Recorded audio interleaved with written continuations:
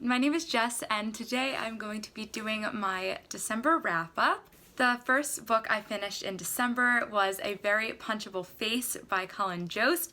It is his memoir. If you don't know who Colin Jost is, he is a writer and cast member of SNL. I've loved seeing him on Weekend Update, and I was really excited to read his memoir. I think he's so funny, and the book lived up to expectations. It was absolutely hilarious. Probably one of my favorite memoirs of a comedian I've ever read.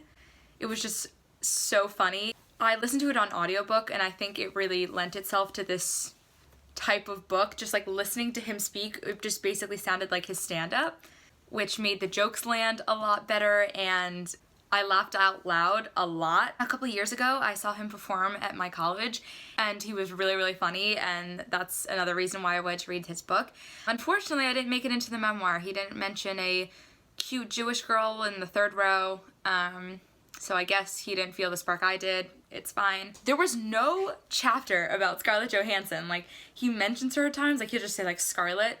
If you don't know, they're married now, and I thought there'd be like some chapter about how they got together and like how their relationship grew and stuff, and there was not, and that was kind of disappointing, but whatever. You know when you like start a memoir of a famous person, and at the beginning they're talking about how they were such an unathletic child, and you're like, celebs, they're just like me. And then the rest of the book is how they, you know, started SNL at my age and fell asleep in a Swedish graveyard at one point, and now they're married to Scarlett Johansson, and you're like, oh, never mind, they're nothing like me. That's kind of how this book went. Like, I feel like a lot of memoirs start that way. Like, I feel very connected and very like humanized in the beginning, like this person's very humanized. And then as you go on, I just realized like how much of a separation there are between like celebrities and like regular people.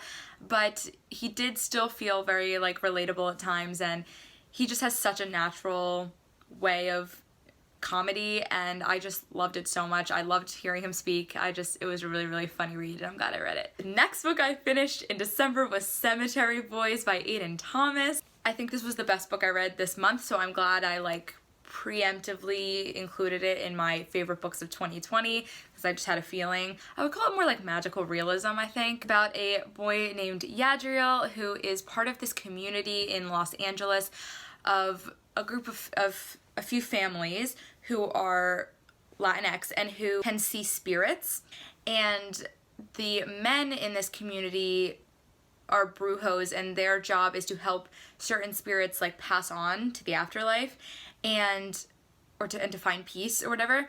And then the women are healers, and Yadriel is transgender, and he is having a very difficult time convincing the rest of his family that he should be regarded as a brujo and as a man in this community. He, in an attempt to prove this, he tries to summon the spirit of his cousin who just died, but instead he summons a different spirit, and it's a boy he vaguely knew about in high school, and they form a friendship, and the rest of the book is just absolutely amazing. The description of Latinx culture and Yadriel's community and Dia de Muertos, which is like when this is set, the Day of the Dead, is so rich and spectacular. I feel like I learned so much, and I was just so immersed in this whole community the entire time. But as much as there's so much to learn, I appreciated that it wasn't so like info dumpy. It really flowed naturally. It wasn't like, oh hey, you know, as brujos when we have to do this, like it really wasn't like that. It like came out through like the dialogue and the descriptions and the plot. The way that Yadriel struggles with acceptance of his family was so raw and heartbreaking. I thought it was such a brilliant and creative way for Adrien Thomas. It is an Own Voices novel, and I just thought this was such a creative way to explore gender. Yadriel even like explicitly says, and I appreciate this, that it's especially hard in a language and in a culture, and especially the language that is itself so gendered. There aren't a lot of gender neutral terms. Spanish is a very binary language for the most part. It was heartwarming and funny, and the plot was so gripping. The romance progressed so naturally, and it was so cute, and it was definitely more of a slow burn, but the yearning was amazing. You were just rooting for it the entire time. But it adds a lot of emotional layers to the romance because Julian, who is the spirit and the love interest, is a spirit, so you sort of know that the whole time, and it adds a lot of layers because you're like, yay, and then you're like, oh no, he's dead. Ah, shoot. The characters were awesome. I don't think she got enough time, but Maritza was absolutely iconic, and I like how she like sort of had her moment at the end. The grandmother was so funny. I want to talk about the ending for a bit. I just think that, or like the climax, Adrien Thomas did such an amazing job crafting the story and making you care so much that the climax hits exactly the way they want it to. The climax was an emotional roller coaster. I really want to talk about it, but it's going to be spoilery, so skip to whatever time if you don't want to hear spoilers about the climax. The twist was done so perfectly.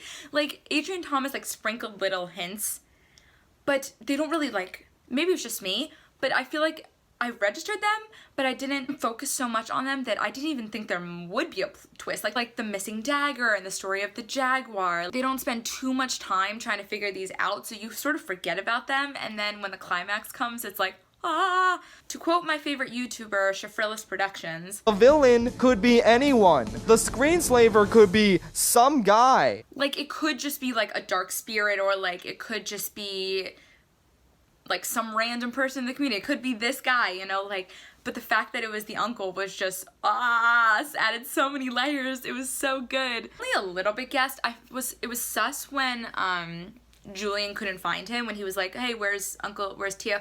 And they were like, oh, I don't know, he's not here. And I like did register that more than the other hints. I was like, oh, okay. I think if I knew it was an actual, like, villain person that was doing this, like, I think I would have guessed the uncle, but because Adrien Thomas did such an amazing job at not really keeping it very vague what was going on and not really delving into it, that it just made it that much more surprising and didn't give you a lot of time to guess and process. It was definitely really, really sad because, like, he was this character that, besides Julian and Itza, like, he was the one that really accepted Adrien and really related to him.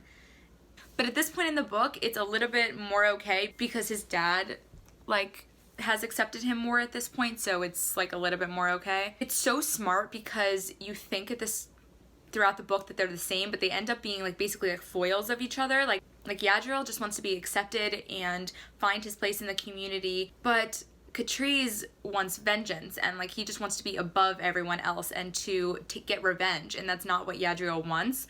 And so, but Catrice's motivations make sense, and which makes him like so much more of a cooler villain, I think, when you like actually can understand their motives, even if you don't agree. He's so eerie and selfish, and his motivations, like, it makes sense with the world and the lure and the plot.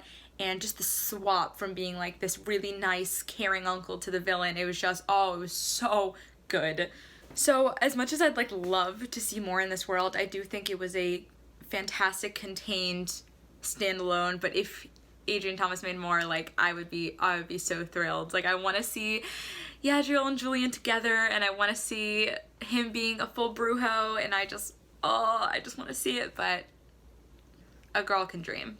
The next book I read in December was The Heritance Games by Jennifer Lynn Barnes. When I saw the description of this, I was like, she made this only for me. This is it. No one else can read it. This is a me book. It was basically like marketed as Cinderella meets Knives Out. I can't think of anything better. Knives Out is one of my favorite movies of all time. I've seen it at least a billion times. It's like a family whodunit twist, and it's just absolutely incredible. So The Inheritance Games is about a girl named Avery who is not an orphan, but her mom just recently died, and she's never really talked to her dad. He's just sort of like this deadbeat dad who doesn't talk to her or anything, so she lives with her sister. She's very smart and very capable, and she's like a junior in high school maybe.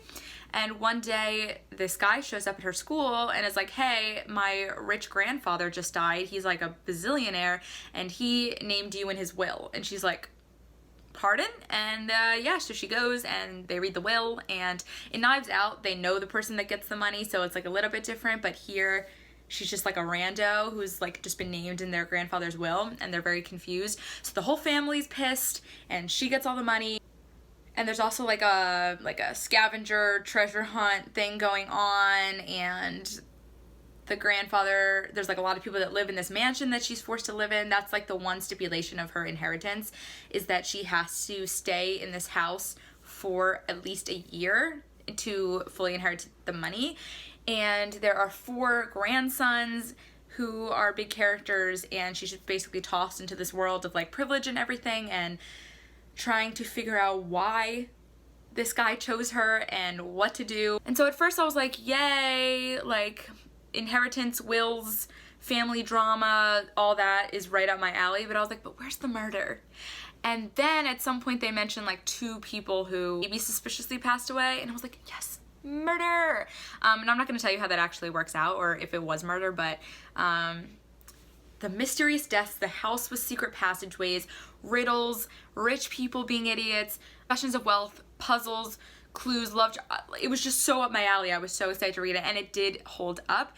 There was a very like Vampire Diaries, Salvatore-esque love triangle in this, which was kind of interesting, and I'm very interested to see how it goes in the next couple books, because unlike the Vampire Diaries, I felt like it wasn't very clear off the bat like who she was gonna be with. I think it might be like a little bit of a back and forth situation. Of course, my favorite brother though is like one of the ones not in the love triangle. That's just classic me. Not in the Vampire Diaries because I love Damon and Stefan and all that, but his name's Xander, and he kind of just shows up and he's so funny, and he's like my favorite brother, I think, at this point. He just kills it with the dialogue, but I'm excited to see how all the brothers are in the next book. I'm so happy this is going to be a series. When I was reading it, I just felt like it was just too much for a standalone. Like they were offering so many ways to like tie stories together, and so many characters, and just so much going on in this like world in this house, and I was just like surprised if it would be a standalone, but it is going to be a series, so bless. I really liked that it did not take too long to get the plot started. It really got off the ground pretty early, and I really liked that. It's just such a pet peeve of mine where the beginning is slow, and it really takes a long time to get to all the action, but this did not do that, thank God.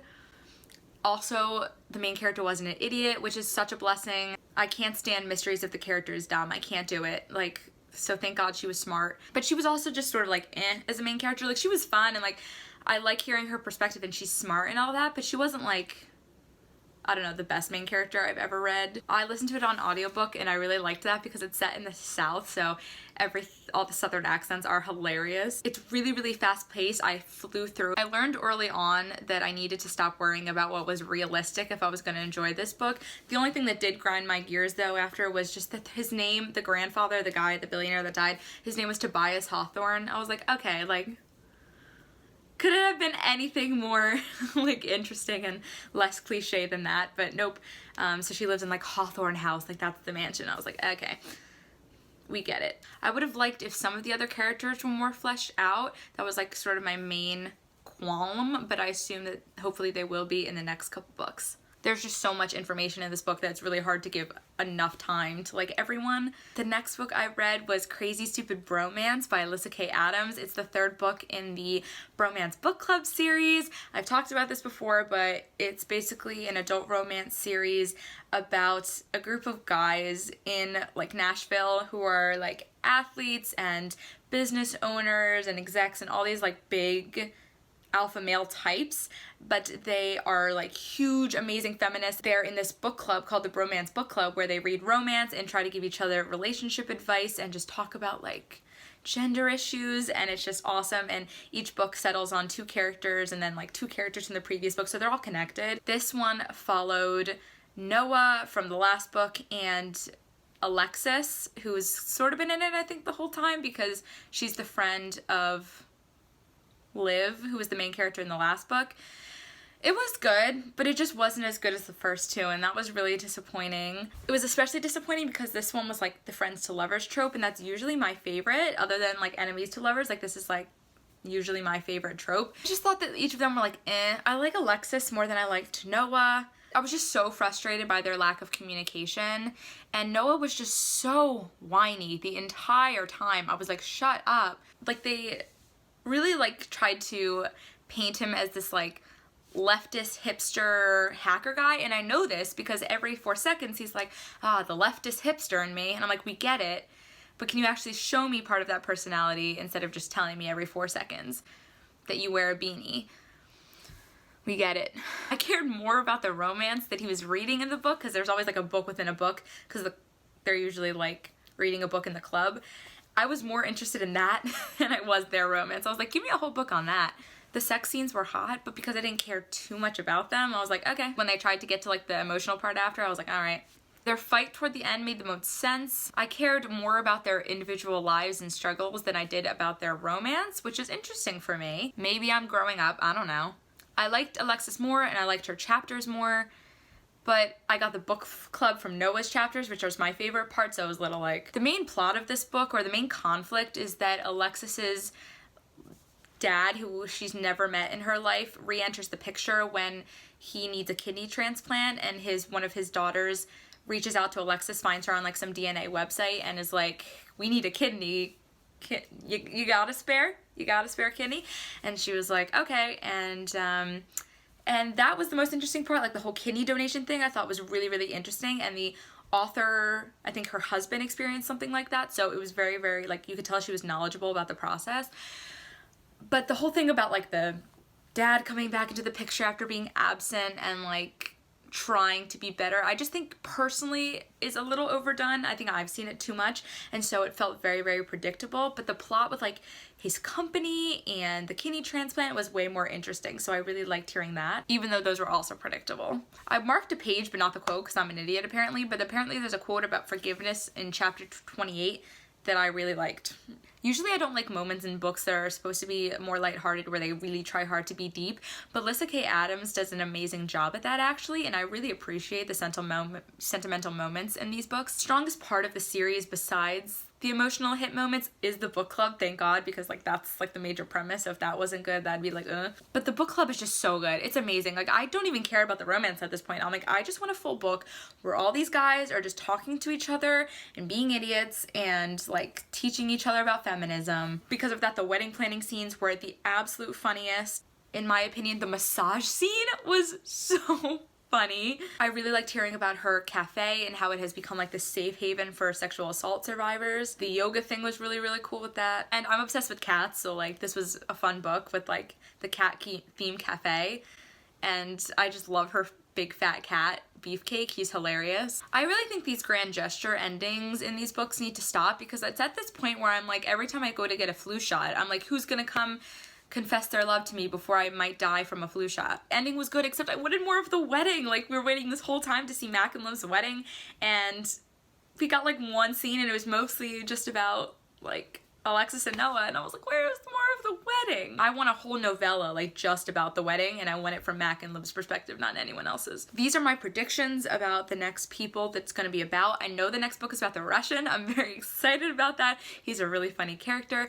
I think after that, I'm thinking about Colton and Gretchen, which I'm so happy about. Please let this be, because you've heard it here first, folks. I think after that it's going to be about Colton and Gretchen, which I love because Colton seems really funny and Gretchen was such an amazing character in Undercover Bromance. Like, she was just like this quick character that they kind of threw in there, but then she was also iconic. And I think maybe Jessica eventually. She's a little young now, but I think maybe she'll be a protagonist at one point. I don't know how many books she's gonna make, but... Okay, the next book I read was In a Holidays by Christina Lauren. Christina Lauren is one of my favorite adult romance authors. It's actually two authors, if you didn't know that.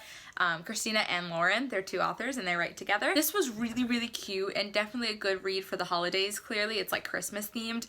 It wasn't my favorite out of Christina Lauren books. I definitely liked The Unhoneymooners and Josh and Hazel's Guide to Not Dating better, but this was just absolutely adorable. It is a Groundhog Day type story about a girl named May who spends every year during the Christmas holiday season at this cabin in Utah with her family and her extended family, like basically her parents' friends from college. They have this huge friend group, and so they all have like their kids and their partners. We start the book when she's leaving at the end of the vacation, and they get in a car accident and she wakes up on the plane ready to start the vacation again. She's stuck in a time loop. She's figuring out what she has to do, what will make her happy.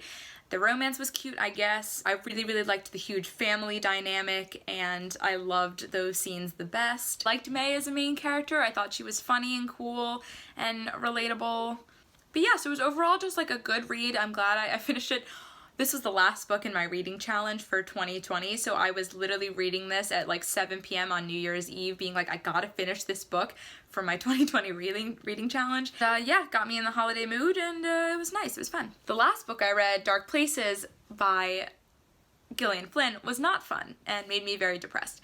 But what else are Gillian Flynn's books for? If you don't remember, she wrote Gone Girl and Sharp Objects, which I also read this year, so I'm glad I sort of like checked off like the 3 huge books of hers in a year. This one is about a girl named Libby who is the sole survivor of a family massacre when she is young. She was like about 7 and her whole family is killed, her mom and her 2 sisters, and she testifies that it is her older brother Ben that he killed the family. It's about like 24 years later, she's in her early 30s, and she's contacted by a club that basically investigates, like a true crime type club that investigates certain murders and kind of obsesses over them, and she's desperate for money at this point. She agrees to come speak to them, and they're basically offering her money to go speak to certain people in her life that they think could have been the murderer because they don't believe that Ben did it. And so she starts talking to people, and she starts thinking that maybe she was wrong and that Ben didn't kill her family, and it is extremely dark and emotional. I mean, it's called Dark Places, but it was very, very dark. It was incredible, and the writing was phenomenal, as Gillian Flynn books are. The plot was gripping. I was very invested, but I do think it was like, if I had to compare it to the other 2, this is probably my 3 out of 3 in terms of favorites. So I think it goes Gone Girl, Sharp Objects, Dark Places. I think I'm going to make a video where I try to discuss all 3 of them and what they have in common and what they don't, because there's just so much to unpack. Those are all the books I read in December. I hope you're having a happy, healthy new year already, and I'll see you next time. Bye! Thanks for watching.